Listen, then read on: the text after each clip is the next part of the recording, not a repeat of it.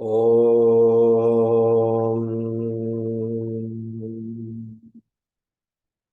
Om.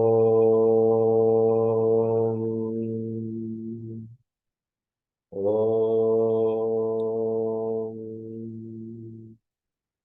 Guru Brahma, Guru Vishnu, Guru Devo Maheshwaraha, Guru Sakshat, Parabrahma, Tasmai, Shri Gurave Namaha.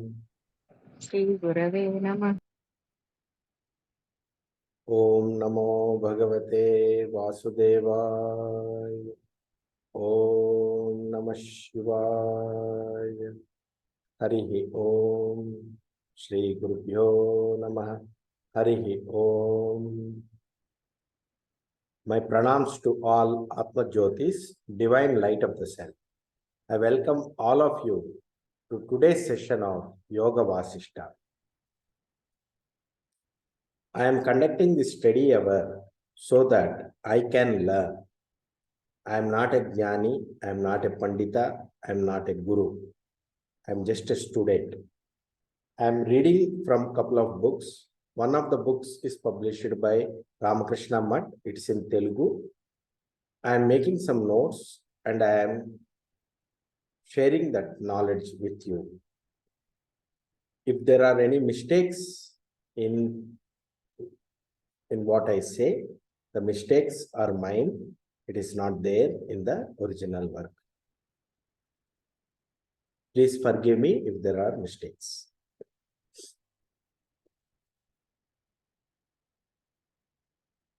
So we are studying the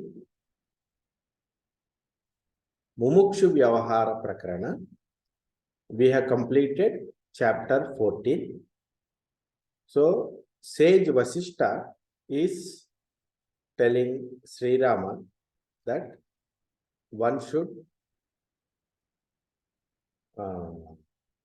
adopt self-knowledge, inquiry, and one should take recourse to Atma Jnana. He's continuing in his talk, discourse. Sage Vashishta is saying about what is happening in the world. World is what is going on in the world. If you look at it, oh Rama, you have a very sharp intellect and your questions are also correct, to the point. Because of your questions and my affection towards you, and also my compassion and affection towards all the people who will benefit by listening to the dialogue, I am going to start the discourse soon. I will again tell you to make your mind calm and quiet before listening to this discourse. Get rid of Rajoguna and Tamoguna. Through effort and meditation, make your mind calm and peaceful and receptive to the wisdom that I am going to teach. I am following the order given to me by my father Brahmadeva, who ordered me to teach Atma Jnana to the people. And you and I are just instruments in this divine play. Being instruments, I am propounding the truth of self-knowledge before you.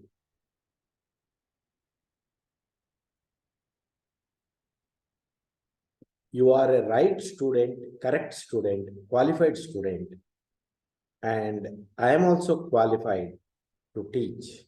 So this dialogue is going to be well received by the Panditas.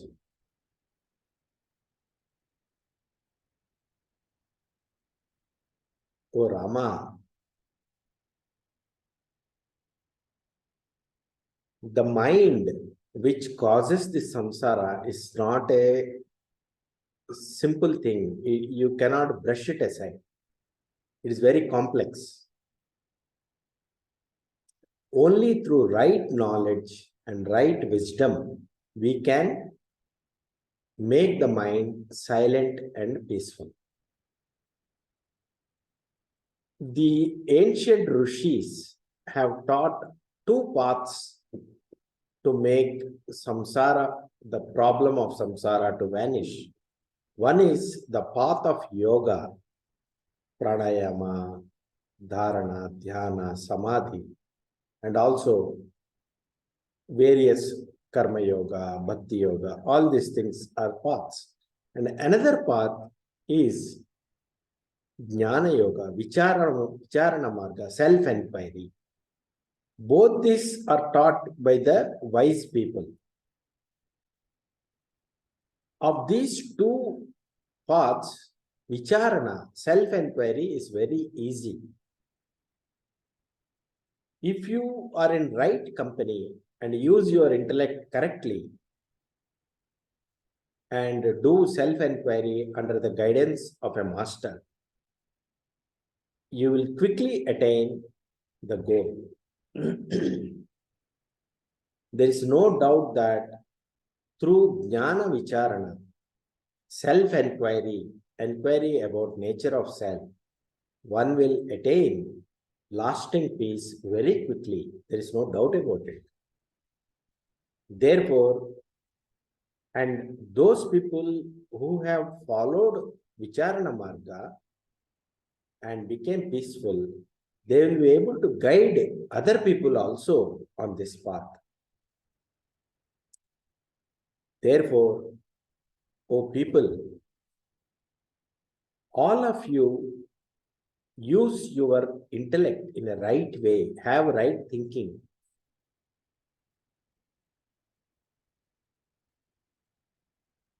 Whatever be the psychological suffering we are undergoing, use your right thinking, buddhi, to find out what is the root cause of the problems and find the root cause of the disease and solve it.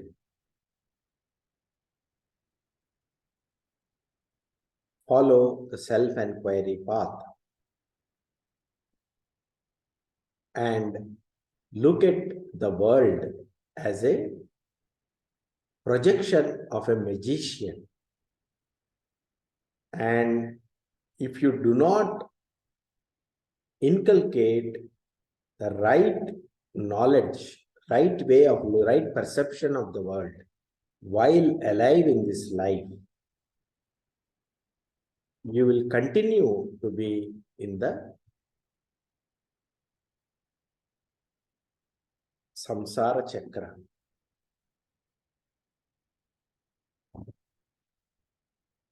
If a person is attached to world and worldly pleasures, it is very dangerous. Every person should have the knowledge that I should be wary of this world. I should not be attached to the world, because world is temporary and deceptive. This world is like a poisonous snake which will bite an ignorant person who is entangled in the samsara. This binds, this worldly attraction binds a jiva to the world.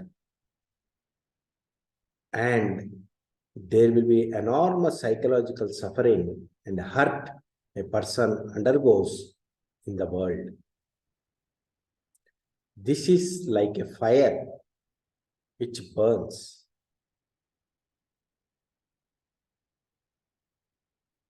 Worldly attractions, attaching to the world and thinking that world is real and being engaged, entangled in the world, leaves a very deep hurt in the person. psychological hurt. So one should be wary of this. And for this samsara, the root cause is the attraction to the seen. Whatever we are seeing, we are attracted to that. We are attached to that. That is the cause. And such a person will have a lot of psychological suffering.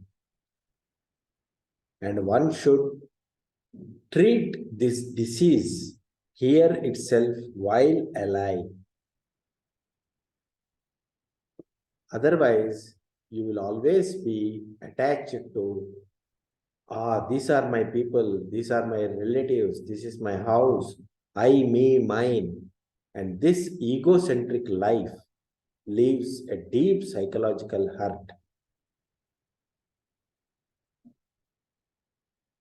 And this samsara, if a person is attached to the samsara and not liberated, he will be rotating between world, bhuloka, naraka, and swarga. He will continuously, repeatedly moving. And in naraka, hell, he has to undergo many problems. Sometimes he will be eating sand and stones. Sometimes his body will be cut with knives. And sometimes the jiva will be thrown from the top of a hill. And the jiva in the hell will be subjected to many punishments.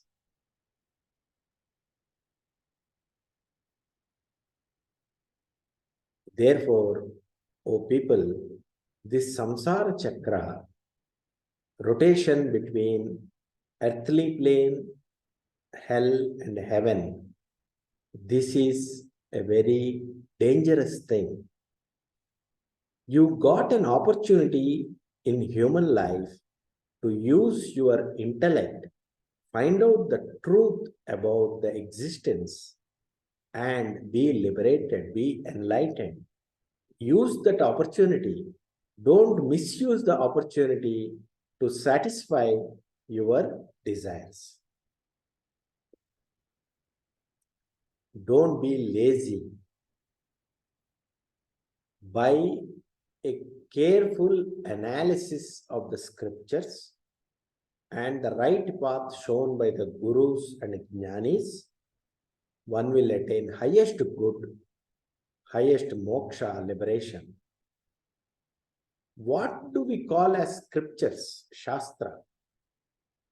There are some sages and saints who have realized the truth, and after they found out the truth with all their experience, they have recorded their teaching that this is beneficial for humanity.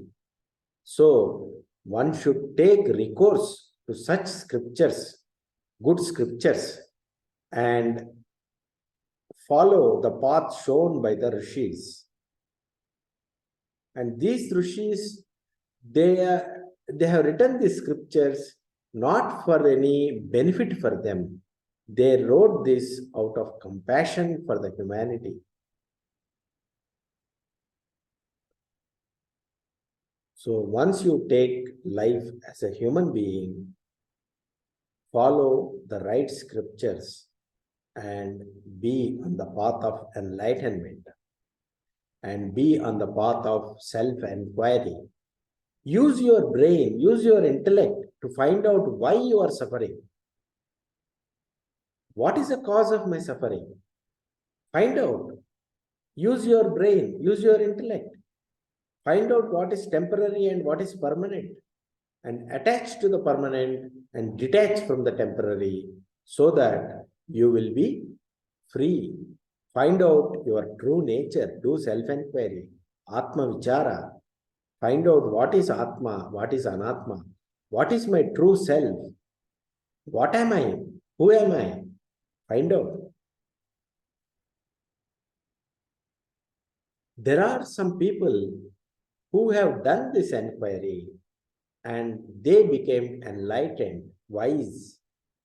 And no matter what happens in the world, these people, these sages and saints, they are roaming in the world freely, happily, and with a freedom which you cannot find in normal people.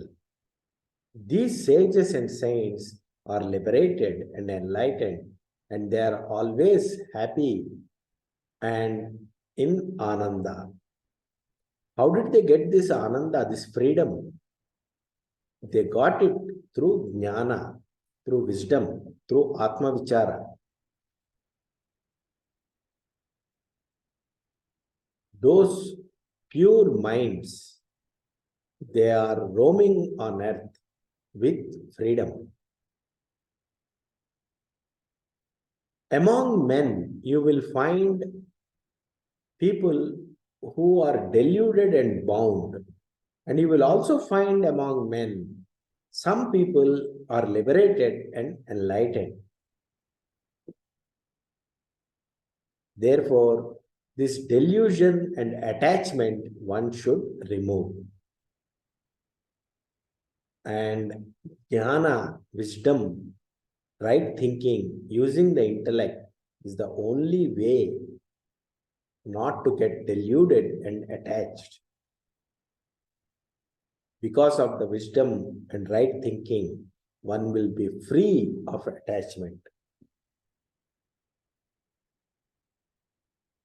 Oh people, listen to the vicharana that I am going to tell and sharpen your intellect.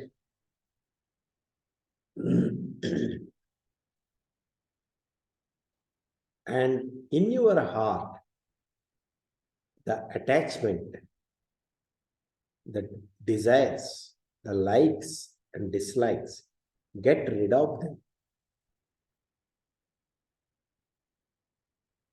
And once you get rid of attachment, desires, craving, your own heart will become peaceful and holy.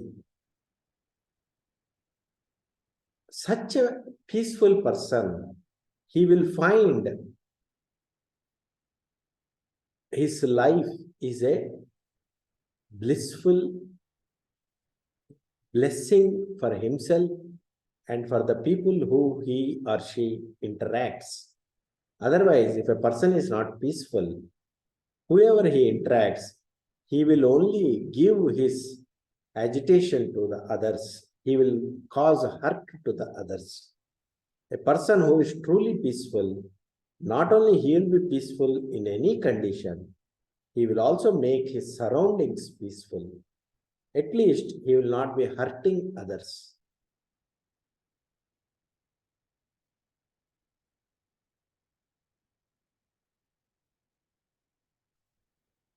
And such a person will look on the world as a joyous expression of consciousness, and it leads to blissful existence. And such a person will have an equal eye, equanimity towards everything. The mind of such a person will be full of peace. Oh Rama, for a wise person, liberated person, enlightened person, the world looks like a play, joyous play. Therefore, you also become a wise person. This body is compared, a simile is given to a vehicle, ratha, chariot. This body is the chariot. The sense organs are the wheels of this chariot. And the pancha pranas, the 5 vital airs, are the 5 horses that draw this chariot. The mind is the reins on the horses. This is how the human existence is pictorially, symbolically told by the elders in Upanishads and other scriptures. And this chariot is going, the direction, the aim of this chariot, the movement of this chariot is always the motivation for the chariot to move is happiness and bliss.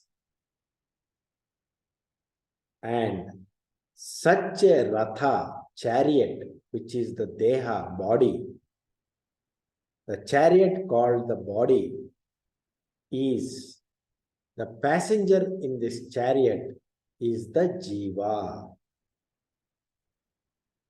Such a jiva who is using the body, the chariot called the body, should view the entire world as a play, not as a punishment.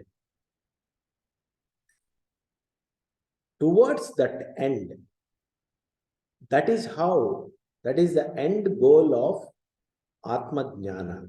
The Atma Jnana should culminate in the person treating the world and life as a joyous expression of consciousness, not as a punishment. Everything is a play of consciousness. A wise person will treat the body and the world as a means of joyous living, blissful living. That is the goal, not treat life as a punishment. Life will become punishment when one takes to attachment. I, me, mine. I want this, I want this, I don't want this. This makes life as a punishment. If you remove likes and dislikes and accept whatever happens in life as a happening or as a will of God, you accept it, you live with acceptance, life becomes blissful, life becomes a play. And the Atma Jnana, the teaching of Atma Jnana, the purpose of Atma Jnana is this state where a person is in the body, in the world, treating the world as a play, treating the body as a means of enjoying the play and blissfully living his or her life. This is the purpose of Atma Jnana.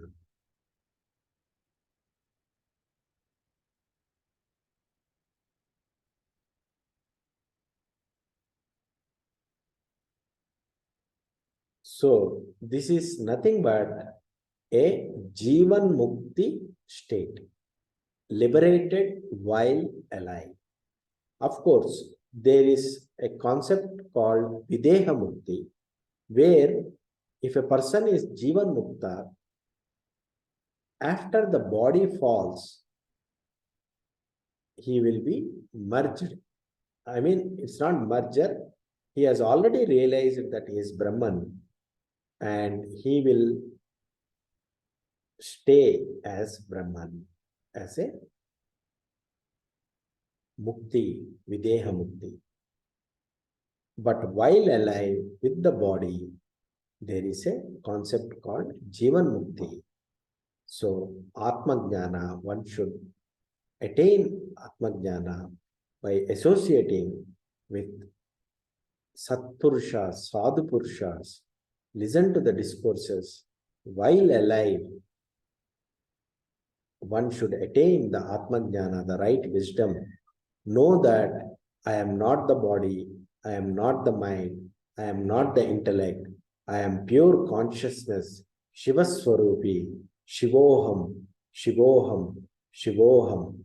With this knowledge, if you live in this world, Brahma Satyam Jagan Midya, Jivo Brahmaiva Napara. Brahman alone is the reality. This world is an appearance in Brahman, and the Jiva, which is I, in my truest nature, I am none other than Brahman. With this knowledge, one should live in this world, and as consciousness, nothing touches me. As spirit, nothing touches me. I am pure, I am eternal, I am unblemished. No karma attaches to me. I am akarta, I am non-doer. With this knowledge, one lives, life becomes a blessing. This is the purpose of sage Vashishta's teaching. With this, we will end today's session. Hari Om Tat Sat, Sri Krishna Arpanamastu. Hari Om.